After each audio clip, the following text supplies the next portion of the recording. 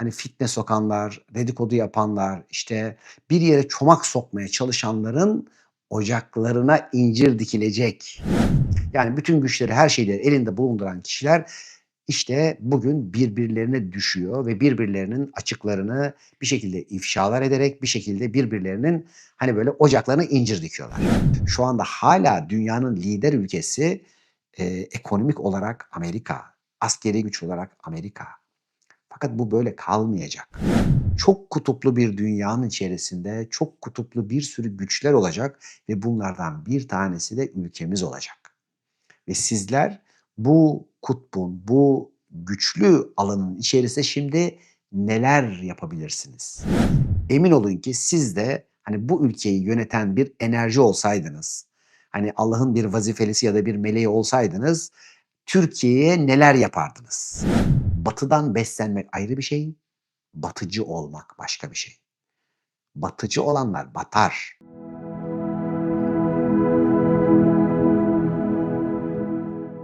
Evet, hepimiz hoş geldik. Bugün yapacağımız yayını sizlere aslında, 1 yıldan önce haber vermiştik. Demiştik ki, karıştıranlar karışacak. Şimdi kelime böyle olunca görüyorsunuz kelime ne kadar enteresan. Hemen böyle ortalık karışıyor, yayınlar karışıyor. Biz yayın yapıyoruz ama yayınlar dahi karışıyor. Yani hatta, bu tip kelimelerden mümkün oldukça uzak durmaya çalışıyoruz. Çünkü sizin enerjileriniz, farkındalıklarınız çok yoğun. Kelimeyi duyduğunuz anda onu oluşturup üretebiliyorsunuz. Yine de tabii bu, programı, bir şekilde aktarmak durumundaydık. Çünkü gerçekten çok önemli bir alan bu. Bir taraftan Los Angeles, meleklerin şehri, Amerika'nın cenneti yanıyor. Bir taraftan biz bunları şimdi sizlere geçen yıl bazı mekanizmaları anlatmıştık. Neler olacağıyla ilgili ve, bunların bağlantılarıyla beraber önümüzdeki yıl ve dönemin de enerjilerini buluşturacağız ve kendi aramızda da neler yapıp neler yapmayacağımızla ilgili bir farkındalık sohbeti yapacağız. Şimdi, 2023 yılında, hani, videolara bakarsanız şunu göreceksiniz. Ünal Güner, "Karıştıranlar karışacak." Şimdi öyle bir enerji geliyor ki dedik. Gerek ülke olarak, gerek insan olarak, gerek, hani, böyle toplumların içerisindeki bazı böyle, hani, fitne sokanlar, dedikodu yapanlar, işte, bir yere çomak sokmaya çalışanların ocaklarına incir dikilecek. Şimdi tabii bunu ülkeler bazında da, güçler bazında da, şirketler ve, hani, böyle dünyayı yöneten küresel güçler bazında da algıladığımızda ve bunların, bu dönemin başladığını ve adım adım bunları önümüzdeki yıl göreceğimizden bahsetmiştik ve şimdi şunları görüyoruz. Nerede kim nereleri ne şekilde karıştırmaya çalıştıysa bir aynalama oluyor ve bu aynamalamada ektiklerini insanlar biçiyorlar. Bu arada tabii ki kim nerede, hani, bir, zerre dahi bir kayba uğruyorsa geçmiş olsun ve kimin malına, canına ne geliyorsa biz sevgiyle kucaklayarak dua etmek durumundayız. Herhangi bir konuya, hani, böyle, alkış tutacak değil, tam tersine duayla Allah onlara yardımcıları olsun. Şu anda gerçekten Amerika'nın, hani, dünyanın şu anda bir süper lider gücü. Geçmişte Osmanlı İmparatorluğu'ydu, geçmişte Moğollar vardı, geçmişte Çin vardı, daha geçmişte, işte, Roma İmparatorlukları, bir sürü yerler vardı. Bunların her bir tanesinin bir dönemi var ve bu dönemleri biz anlattığımızda birçok kişi şunu söylemişti. Yani koskoca Amerika, koskoca Avrupa, koskoca, işte, dünyanın bütün güçlerini elinde bulunduran şirketler vesaire bunlara ne olabilir ki? Ne yapılabilir ki? Yani bütün güçleri, her şeyleri elinde bulunduran kişiler işte bugün birbirlerine düşüyor ve birbirlerinin açıklarını bir şekilde ifşalar ederek bir şekilde birbirlerinin hani böyle ocaklarına incir dikiyorlar.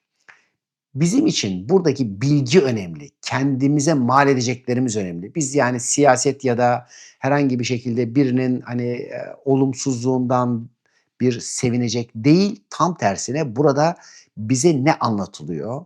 Hayat bize ne dersler sunuyor? Bunlara bakmak üzere bu programı yapıyor olacağız. Hepimiz tekrardan programımıza hoş geldik sevgili dostlar. Biliyorsunuz ki Los Angeles'ta hani günlerden beri devam eden bir yangın var. Tabii bunun bir sürü sebepleri var. Yani su bitmiş, işte çok şiddetli rüzgarlar varmış, havalar çok ısınmış, işte bitkiler bilmem neler çok kurumuş, kendiliğinden alev alan ağaçlar, çiçekler vesaire ve neredeyse dünyanın film endüstrisi Hollywood işte tutuşmak üzere. Birçok işte çok ünlü, çok zengin, çok böyle hani ulaşılmaz gibi görülen kişilerin evleri, para pulları neredeyse gitmiş, yok olmuş. Şimdi burada sizlere bir şey seyrettiriliyor. Hani ne denmişti? Zenginliğine güvenme bir kıvılcım yeter, güzelliğine güvenme bir sivilce yeter. Bunların hepsi bize verilenler, sunulanlar, hediye edilenler. Bunların hiçbir tanesi bizim değil. Hiçbir tanesiyle böbürlenmek, hiçbir tanesiyle böyle aman şöyle şöyle diye kibir yapmak doğru değil. İşte bugün bunları görüyoruz. Şimdi burada görüp ders almamız önemli. Peki sen ne için çalışıyorsun? Orada senin de malın, mülkün ya da o zenginliklerin, o şöhretin içerisinde sen de oralarda olabilirdin. Bak şimdi bir kıvılcım hepsi gidebilir. Bir taraftan da 2025'i anlatmıştık. 2025'in dişi yeşil ağaç yılanı olduğunu anlatmıştık. Yılanın ateş elementi olduğunu ve bu dişi olduğu için bir küçük kıvılcım ve mum alevi gibi tutuşturucu bir enerji olduğundan bahsetmiştik ve bu yıl, mevsimi hiç önemli olmayan bir sürü yangınların olacağı ve ateşle ilgili çok dikkat edilmesi gereken bir dönem olduğundan bahsedilmişti. Ve şimdi düşünün ki dünyanın lider görünen ülkesi şu anda, neredeyse, tutuşmuş durumda. Öyleyse sevgili dostlar, her birimiz, malımıza, mülkümüze bir şekilde sahip çıkacağız. Fakat bileceğiz ki sahibi gerektiğinde alabilir. Hiçbir tanesi bizim değil, biz emanetçi olarak onlara sahip çıkacağız. Şimdi diğer taraftan da şimdi hani bu yangının bir fiziki şeyi var. Yani evet, şimdi bir baktığımızda işte bir tane şirket Wonderful şirketi bütün buradaki su şeylerini satın alıyor. Nerede işte böyle barajlarından tutun da su depoları bilmem neleri hepsi özelleştirilip bu şirketin eline geçiyor. Araştırabilirsiniz Wonderful şirketini ve tabii kendi tarım arazilerinde bütün bu suları kullanıp herhangi bir şey için hiçbir stok yapmadığı için yani bir nevi bir bencillik sonucu koskoca dünyanın en zengin ülkelerinden bir tanesi olan yani eğer bağımsız olsa dünyanın en zengin 5. ülkesi olabilecek Kaliforniya alev alev yanıyor. Şimdi dostlar öyleyse şimdi her birimizin birikimleri var, kaynakları var, zenginlikleri var. Bileceğiz ki evet bunlar bize emanet ve biz bunları korumak durumundayız. Fakat bunların sahibiyiz zannedersek, bunlarla başkalarına hava atmaya ya da böbürlenmeye çalışırsak adının ne olduğu önemli değil. Hepsi emanet. İşte o zaman yine tabii ki sizleri Allah korusun, hepimiz Allah korusun bir kıvılcım yeter. Ve verilen emanetleri bir şekilde öncelikle doğru şekilde kullanmak durumundayız. Peki neden dolayı karıştıranların karışacağı bir dönemdeyiz? Şimdi burası çok enteresan bir enerjiydi ve, bunu aslında söylediğimiz dönemden itibaren bir bakın. Avrupa ne durumda? Amerika ne durumda? Dünya ne durumda? Gelişmiş büyük veya da süper güçler dedikleriniz ne durumda? Şimdi Türkiye'nin de, şimdi ekonomik tabii ki bir sıkıntısı var. Çünkü parayla terbiye edilme ihtiyacında birçok kişi paranın peşinde koştuğu için para onlardan kaçıyor ve şunu hatırlatmıştık ki ilk Türk devleti kurulurken dahi ki ondan sonraki hani diyelim ki bunlar daha İslam'ı seçmeden önceki devletlerde dahi Tengri Türk'ü korusun, onu işte desteklesin, muzaffer eylesin, her yerde işte yanında olsun vesaire vesaire. Ama bir taraftan da Onun yolundan eğer ayrılırsa başı da dertten eksik koma diyor. İşte bugün evet, ülkemizin, çeşitli zamanlarda başının dertten eksik kalmamasının en büyük sebebi çok kısa bir süre içinde kibre dalabilmesi, paranın, maddenin, bağımlılığına dalabilmesi ve, birbirini çekiştirme, dedikodu yapma, ayağını kaydırma gibi, egoist ya da hırslı hareketlerden vazgeçememesi. Emin olun ki siz de, hani, bu ülkeyi yöneten bir enerji olsaydınız, hani, Allah'ın bir vazifelisi ya da bir meleği olsaydınız, Türkiye'ye neler yapardınız? Hani, birazcık bir şeyler verildiğinde, şimdi gidin, bizim Akdenizimize, hani, böyle, Türkleri dahi içeriye almayan bir sürü 5 yıldızlı oteller göreceksiniz. Hepsi değil tabii ki. Çok vicdanlı ve çok iyi orada dostlarımızın, arkadaşlarımızın otelleri var. Ama bir kısmının nasıl böyle, hani, birazcık para bulduklarında burunları havaya kalkan insanları göreceksiniz dört bir tarafta.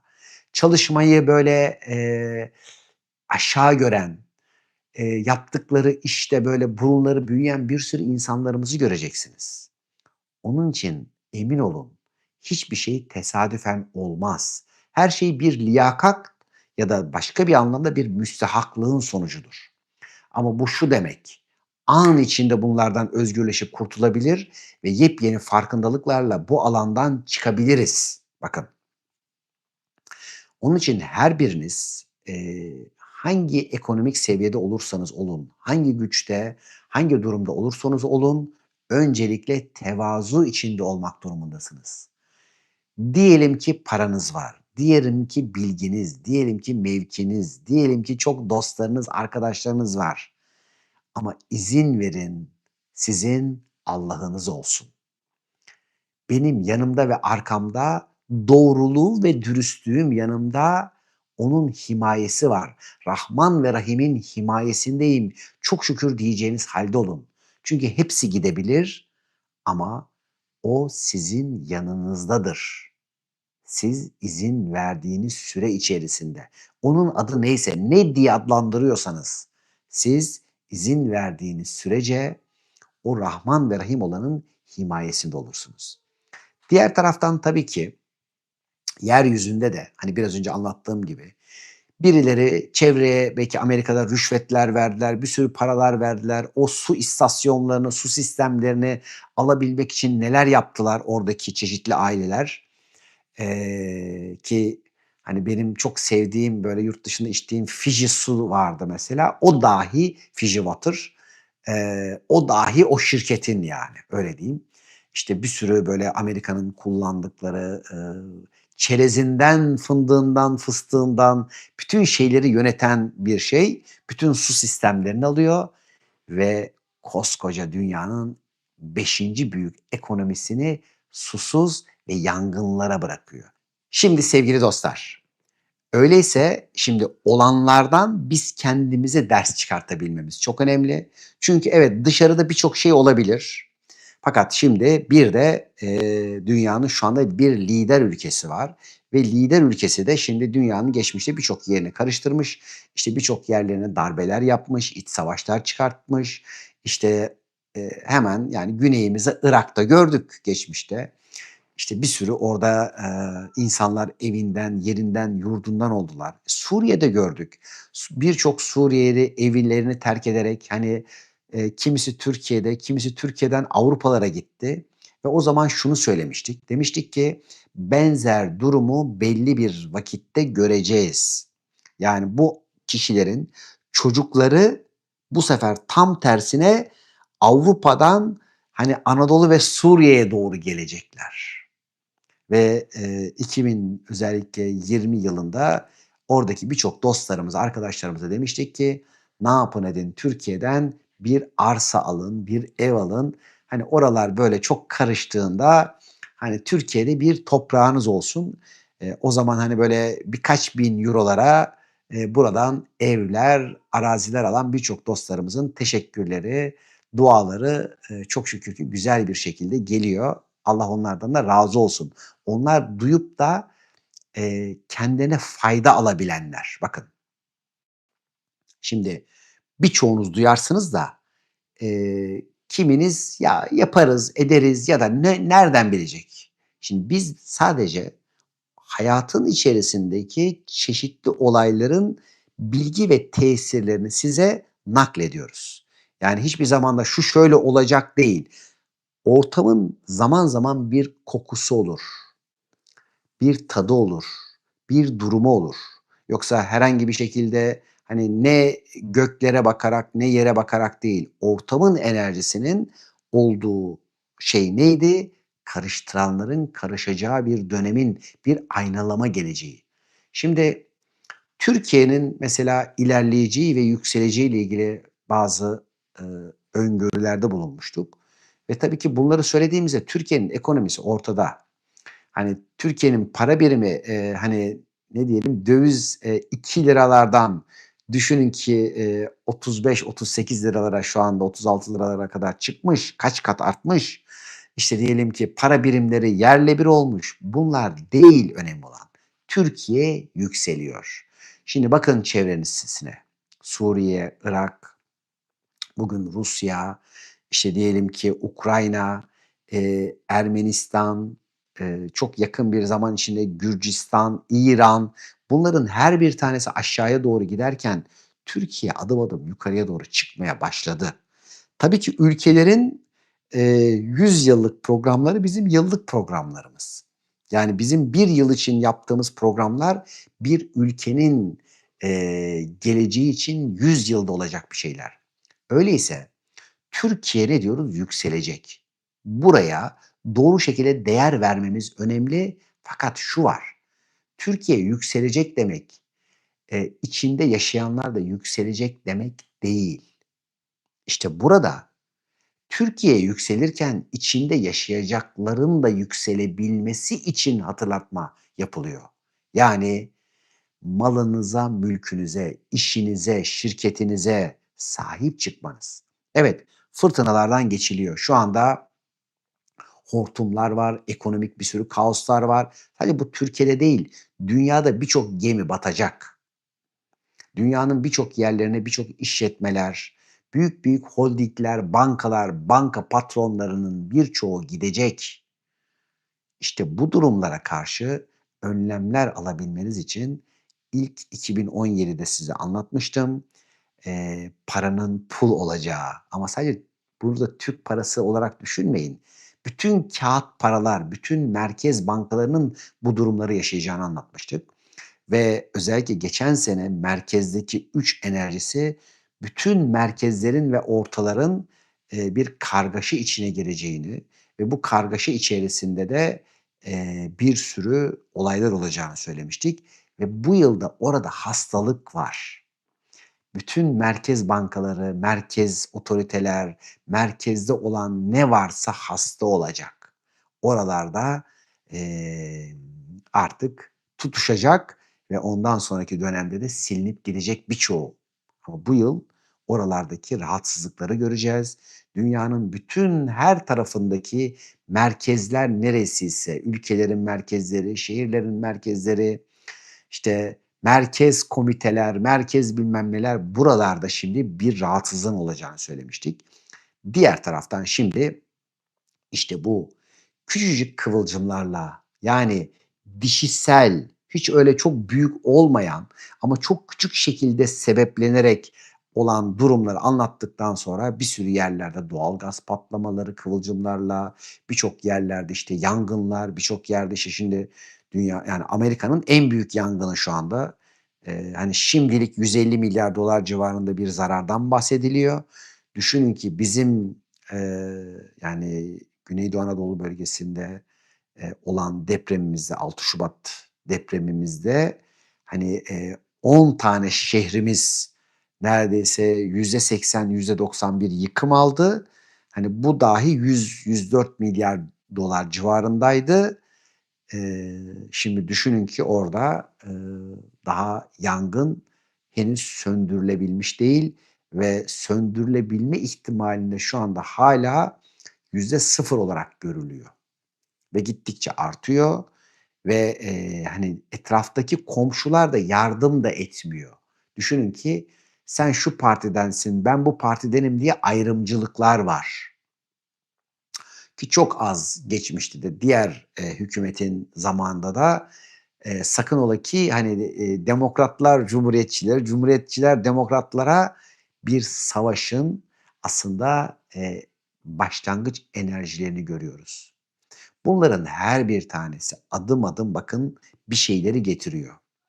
Şimdi, biz 2017 yılında, anlattığımız, hani, Sihirli Us mesajlarında önümüzdeki yılların öngörülerini anlattığımızda, yani 2017'de bunları anlattığımızda çok komik geliyordu gerçekten birçok kişi için. Yani koskoca Amerika, koskoca, işte, dolar, koskoca bilmem ne diye.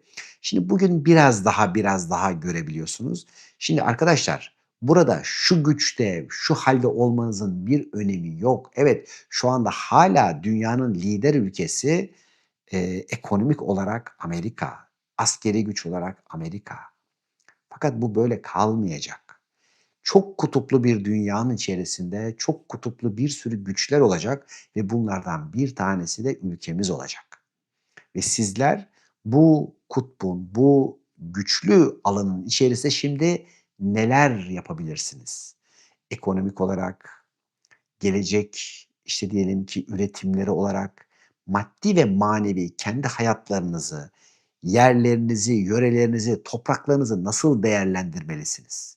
Her birimizin bir karış dahi toprağı olsa bunlar çok değerli ve özellikle sulu alanlar, içinde suyu olan alanlar çok çok değerli.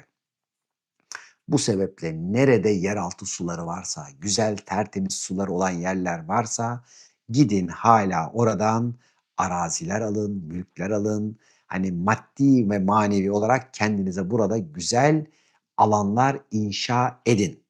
Ve önümüzdeki diyelim ki bir 6 ay, evet, her birimiz belli bir halden geçeceğiz ama ondan sonra artık yükselişler çok daha hızlanmış olup, hani, yeryüzünün içerisinde farklı farklı durumlara, şahitlik edeceğiz. Ama iş sadece, hani, para, madde, bilmem ne kazanmak değil, diğer taraftan maddi zenginlikleriniz de önemli. Burayı küçümsemek değil, çok büyütmek de değil.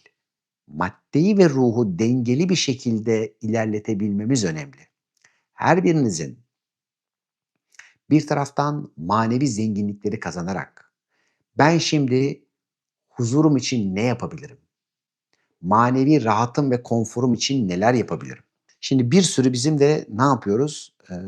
Türkiye'ye, dünyaya hazırlıklar yapıyoruz. Çünkü bakın sevgili dostlar, birçoğunuz şimdi Avrupa'nın ya da, işte, Amerika'nın vesaire sistemlerinin peşinde gidiyordunuz. Evet, çünkü birçok, teknolojik durumlar, özellikler oradaydı ve manevi olarak dahi birçoğunuz oradaki, işte, diyelim ki bu kişisel gelişim üstatlarını, guruları vs.leri takip ediyordunuz.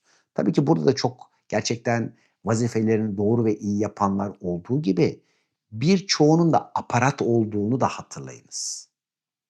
Yani, bu öyle bir konu ki manevi sistemlerin gelişimi, dünyanın birçok yerinde bu alanlar belli şekilde baskılanmış ve birilerinin yönetim ve, kontrolüne geçmiş durumdadır. Hindistan'da yetiştirilen birçok gurular, dünyanın birçok yerlerine yetiştirilen hocalar, imamlar, şeyhler, işte, diyelim ki kişisel gelişim, böyle guruları diyelim ya da önderleri, bunların birçoğunun arkasında bir yetiştirme vardır. Şimdi hepinize soruyorum. Şimdi bir tane Yunus Emre var mı oralarda? Bir tane onun manevi değerini size hissettirecek, kalbinizi gümletecek bir tane var mı? Mesela Confucius çok akıllı, çok zeki ve gerçekten çok iyi bir, bu alanda bilge. İşte, diyelim ki Lao Tzu gerçekten çok güzel bilgileriyle, hal olarak çok güzel matematiği aktaran bir kişi. Gidin işte, Batı'nın birçok filozofuna.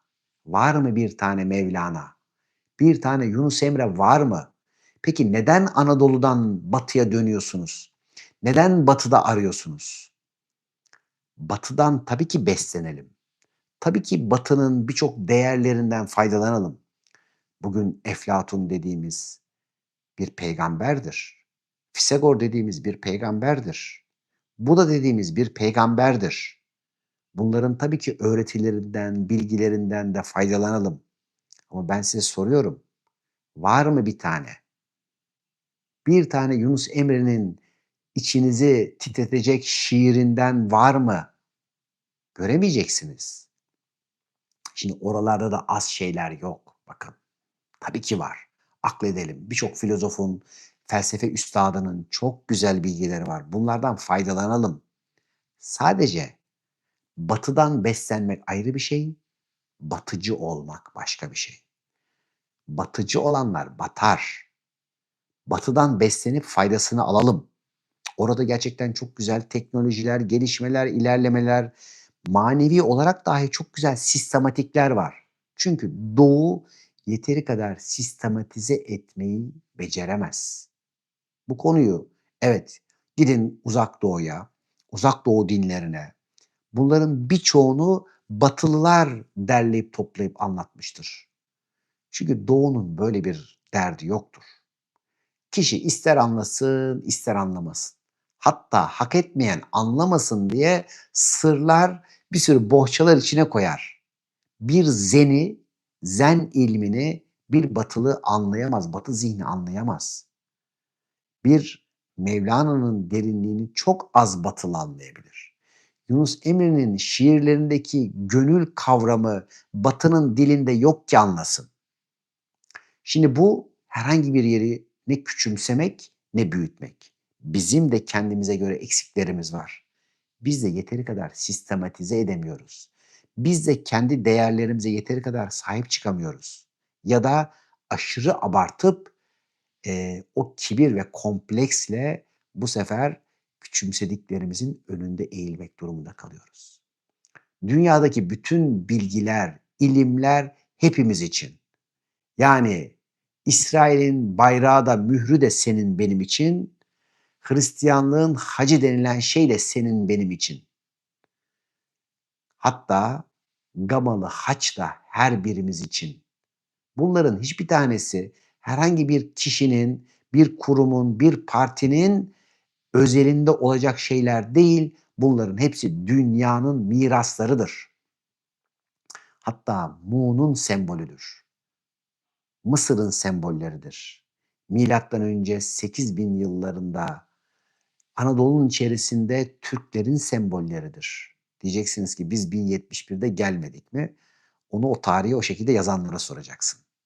Sevgili dostlar, birileri dünyada ayrımcılıklar yapmak isteyebilir. Onların görevi odur. Diğer taraftan, evet biraz daha yaklaşayım. Diğer taraftan sizler, bizler hepimiz birleştirmek durumundayız. Dünyadaki bütün inançlar, bütün dinler, her bir tanesi bir şey anlatır. Bir yerden gelir ve onun ilmini bize aktarır. Her bir tanesi bizi selamete davet eder. Her bir tanesi bizi sevmeye devam eder. Her bir tanesi bizi düzgün, güzel ahlaka devam eder, çağırır. Öyleyse her birimiz bu farkındalık ile birleşmek, kucaklaşmak durumundayız. İşte o zaman şeytanın oyunları, negatif kutbun oyunları ancak suya düşebilir. Ama bunu pek az insan akledebilir. Çünkü çoğunluğumuzun fıtratında çok çabuk duygusal heyecanlara gelmek, şeytana kanabilmekle ilgili bir zafiyetimiz vardır. Oysa ki kendimizi bilebildiğimizde, kendimizi bilip hayatı iyi okuyabildiğimizde bu sefer çok güzel yeni bir meziyetimiz başlar. O meziyetimiz nedir? Şimdi sevgili dostlar, kalbinin içinde olan, içinden bakan, Bu sefer gözlerinin içinden de ruhuyla bakar. Onun için her biriniz kalbinizin içinden bakmayı öğrenin. Kalbinizin içinden o ışıkla bakın ki gözleriniz ışıldasın ve o ışıldayan sevgiyle kucaklasın. Her birimizin ihtiyacı olan bu sevgiyle kucaklanabilmek. Bu sefer birbirimize güveniriz. Birbirimize kendimizi çok daha kolay bırakırız. Dinleyebiliriz. Dinledikçe dinleniriz. Ve inşallah zaten bu İstanbul kampımızda bunlarla ilgili bir sürü çalışmalar yapacağız. Bir sürü güzel oyunlar oynayacağız. Bir sürü böyle farkındalık çalışmalarıyla hatta müzik ve danslarla yapılacak ki bir taraftan ayağımız yere sağlam bassın, bir taraftan yere köklenelim, bir taraftan da yere köklenebildiğimiz kadar göğe açılalım ve göğe de köklerimizi gönderelim. Diğer taraftan şimdi oyunu gördüğünüzde, oyunu yapanın amacını gördüğünüzde artık o sizden saklanamaz. Şimdi dünya bugüne kadar nasıl idare ediliyor? Ayrıştırarak idare ediliyor. Böl, parçala, yok ettiği idare ediliyor. Dinlere, mezheplere, inançlara, anlayışlara, fikirlere, duygu ve düşüncelere ayrı ayrı bölerek senden, benden, bizden, ondan, sağcı, solcu bu kadar basit şeylerle dünyayı, insanı, insanlığı bölen çok zeki bir zihniyet. Diğer taraftan bu tuzağa düşenler yeteri kadar akledemeyenler. Oysa ki Allah'ın yarattığı kainat bir birlik. Yani sen benden öte olmayan bir yerdesin. Peki neden bunu bu kadar öteledik? Neden dolayı birbirimizi ayrı kulvarlara koyduk? Neden dolayı ayırmaya çalıştık? İşte bu da tabii ki negatif planın oyunları içerisinde. İşte burayı aşarak gel. Mevlana ne diyor? Ne olursan ol gel diyor. Şimdi bu ne kadar garip geliyor değil mi? Kelimede hani baktığınızda ne demek yani şimdi? Hırsızlığı da, fahişesi de, işte diyelim ki yalancısı da, dolandırıcısı da, her türlü katili bilmem nesi de. Şimdi bu insanları nasıl aynı yere çağırırsın? İşte bunlar bizim kalıplarımız. Her bir kişinin bir görevi var. Birilerinin görevi karıştırmak. O karıştırarak tekamül edecek. O onun belki kendi cehenneminde, ateşinde yanacak. Fakat sen burada uyanıp o karıştırılmaktan kaçacaksın. O oyuna gelmekten uzak kalacaksın. Bizim ülkemizin ormanları, Manavgat'ımız, Marmaris'imiz, şimdi yukarıdan işte bir sürü lazer görüntülerini vesaire gördünüz. Hani bazı terör eylemleri de vardı ama asıl nasıl yakıldığını birçoğunuz gördünüz. Şimdi bunu yapanlar kendi ülkelerine de benzer şeyler yapmak zorunda kaldılar. Evet, bir sürü şimdi orada da tutuşturanlar, yağma için bir şeyler var. Yani yaptıkları şimdi kendilerine dönüyor.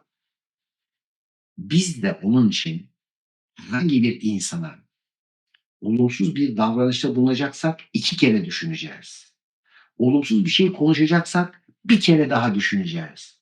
Çünkü bu bize dönebilir. Şu andaki ortamın enerjisi ne yaparsan çok hızlı bir şekilde bumerang gibi sana geleceği bir frekans. Şimdi o zaman ne ekelim? Öfke eken hortumlarını biçecek, ateşini biçecek. Kıvılcımları ekenler, yangınlar biçecek. Öyleyse sevgili dostlar, bir taraftan şimdi akleden bir insan güzel ahlakı tamamlamak üzere çalışır ve çevresine fayda üretir. Çünkü fayda ürettikçe, fayda verdikçe biçeceği tohumlar da fayda tohumları olacaktır. Bizler İbn Sina Akadim Şifa Vakfı olarak geçtiğimiz yıllarda bu yıl bir sürü çiftçilerimize mesela atalık tohumlar dağıttık.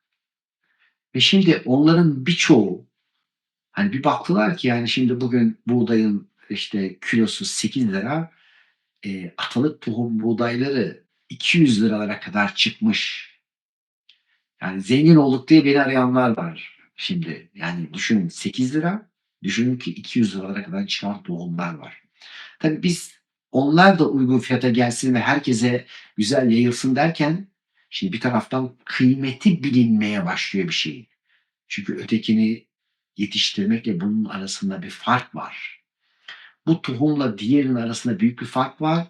Bunu yediğinde ağzının lezzeti, tadı böyle harika bir şekilde müthiş keyif alıyorsun. Diğerinde hem zarar görüyorsun, işte başta gluten göbeği, işte bir sürü alerjik rahatsızlıklar, bir sürü hastalıklar, işte pankreasından tut şeker hastalığı, yüksek tansiyon, bir tanesinde bile sağlık buluyorsun. Öyleyse birbirimize ne faydamız var? Ben çevreme nasıl bir fayda veriyorum? Fayda verdiğim oranda fayda alırım. Öyleyse her birimiz nasıl faydalı olabilirim diye bakacağız. Çevreme nasıl fayda veririm? Eğer fayda veriyorsam hayat seni faydayla besleyecek. Eğer sen güzelliklerini sunuyorsan güzelliklerle besleyecek. Peki şimdi bugün Batı'nın çeşitli ülkeleri geçtiğimiz yıllarda neler yaptılar? Afrika'daki bir sürü ülkeler sömürüldü. Asya'ya gittiğiniz zaman birçok ülkenin iliği kemiği sömürüldü. Hani gittiğinizde böyle her birisi şöyle yapıyor ve "Yes sir" diyor. "Evet efendim, evet efendim." Bizim ülkemizde de biliyorsunuz bunlar yaptırılmıştı. İlla efendim denilecek, buyurun denilecek.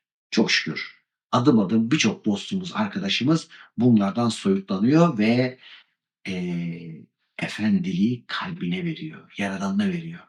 Senin efendin önce kalbinden sana seslenendir. Bunu duyamayanlar efendiyi dışarısı yaptılar. Efendi demek, birisi senin efendinse sen onun kölesi demeksin. Oysaki bir gün, Mustafa Kemal Atatürk İngiliz büyükelçisini ağırlıyor. O sırada, işte bir garson, eee, kahve servisi yaparken ayağa takılıyor ve büyükelçinin üzerine kahveleri döküyor. Tabii ki normalde çok, hani, ayıp olmuş, utanç verecek bir olay gibi anlatılması gereken bir konunun içinde Mustafa Kemal sanki böyle kızmış, şiddetlenmiş gibi şunu söylüyor: "Ben bu millete her şeyi öğrettim. Her şeyi çok güzel başardılar da bir tek diyor uşaklığı beceremediler." Evet, burada onun için bizler, kalbimiz eğer efendimizse bizler de efendi oluruz, hanım efendi oluruz. Yani başkasının kulu kölesi değil, öncelikle bağımsız ve kendi hayatımızın efendiliğine başlarız. İşte bu şekilde olanlar hayat içerisinde devamlı desteklenir ve özgürlükleri özgünlükle kutsanır. Hatırlayacağız ve diyeceğiz ki evet şu andaki bir dünya realitesi var. Çeşitli dönemlerde dünyanın yönetimleri farklı farklı ülkelerin eline geçer. Ama bunlar belli bir süreliktir. Hiçbir tanesi sonsuza kadar sürmez. İşte ülkemiz de geçmiş hatta yakın bir gelecekte bayağı bağımsızlıklardan ödün verdiği dönemler vardı. İnşallah bu önümüzdeki dönemde farkındalık ve idraklerimiz de bu alanlardan çıkar ve tamamen özgür bir hale gelir. Bunu herhangi bir hükümet, herhangi bir liderle değil, bilin ki bütün halkımızın duasıyla yaparız. Temennisiyle ve onların özgürlük talepleriyle yaparız. Bir insan eğer ekonomik olarak özgür değilse bedeni de özgür değildir. Öyleyse her biriniz maddi ve manevi olarak özgürleşebileceğiniz alanlar oluşturun. Paranın da, Size sunulan zenginliklerin de kıymetini bilerek ya da kendinize herhangi bir konuda yoksul, fakir ya da aşağıda bir hayat ısmarladıysanız şu ana kadar bunları da dengeye getirebilmenin elinizde olduğunu bilerek, hatırlayarak hayatlarınızı iyileştirin. Hayatınızın her alanından şükredebilecek ortamlar ve alanlar oluşturun. Diğer taraftan da veren vakti geldiğinde alır. Hiçbir şey hiçbir zaman bizim değil ve olmayacak.